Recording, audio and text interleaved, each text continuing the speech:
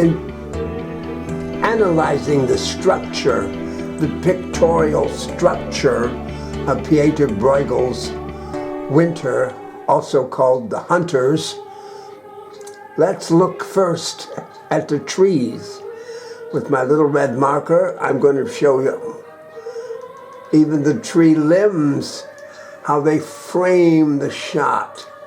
They keep our eye inside of the picture plane, inside of the picture. Not only that, but even the peaks back here show us how the artist composed his scenic structure to keep our eye entertained and within the picture frame or plane. Now notice here, the dogs, they're pointing toward our center of interest. Pointing that way. Pointing. Now what is our center of interest? What is it he wanted us most to see? I think it's our skaters back here. Everything in here points to the skaters. The tree roofs.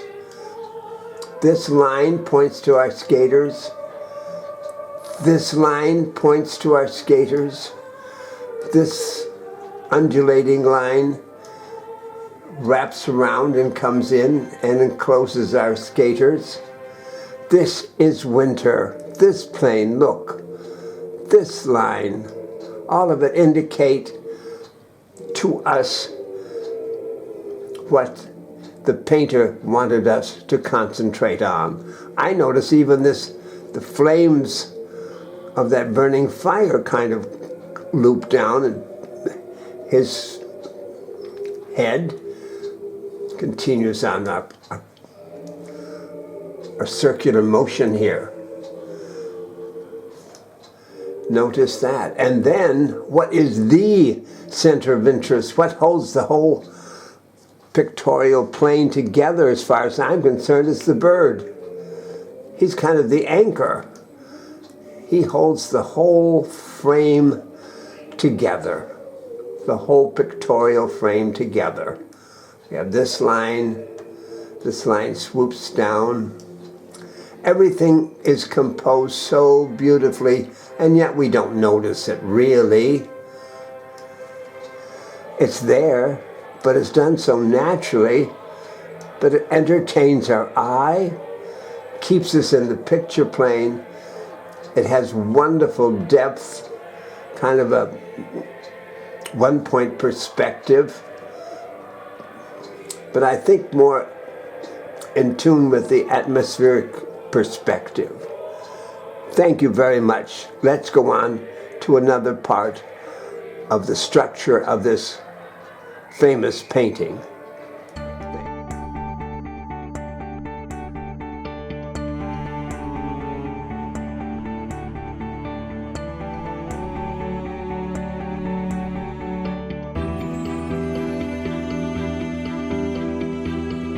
Considering the entire painting,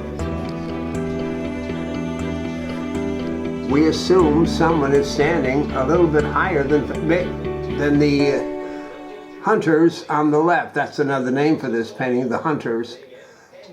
They might be looking out a window on the third floor, a little bit higher than our folks here. So their horizon line, or eye level, we also call it. I'll put it up here, eye level, handheld, excuse me.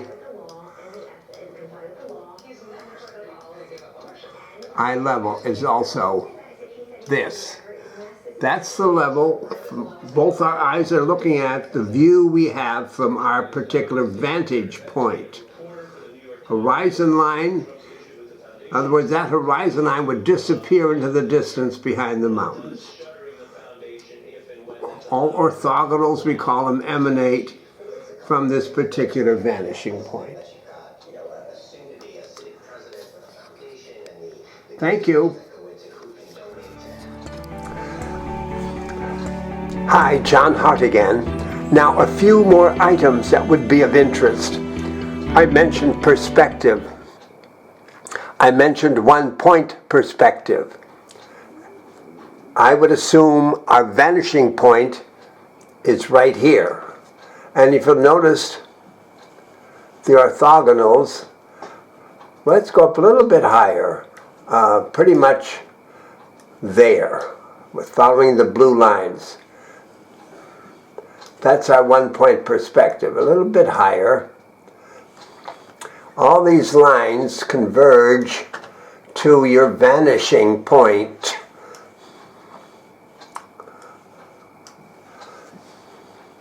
Not only that, we have what we call atmospheric perspective. These mountains in the distance have a blue haze on them. They're not as sharp, of course, as our foreground figures, shrubs and trees.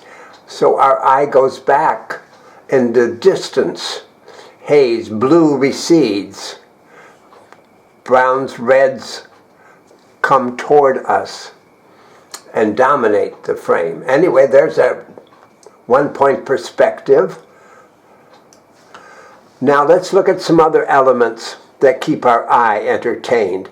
I mentioned before the flames themselves. Ladies are burning some wood or something, and look at this. He brings our eye down here on that little kind of oval. Now we're talking about ovals, concentric circles or ovals that keep our eye entertained. Remember, the dogs are also pointing to our center of interest, which I mentioned are our skaters here, I like to think.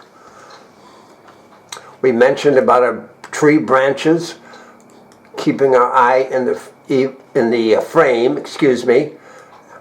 and even these distant mountains curve in to keep our eye in. And of course, our famous bird, which is the fulcrum of the whole composition, holds it together. Without the bird, we wouldn't have this happening.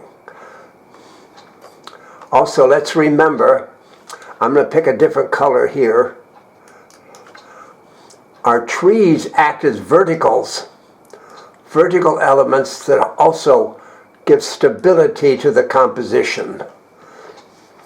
So if all these elements happening that keep our eye entertained actually, within the picture plane, the picture frame, if you will. We have foreground, we have middle ground, we have background. So we call these receding planes. Brilliantly composed composition design. Thank you.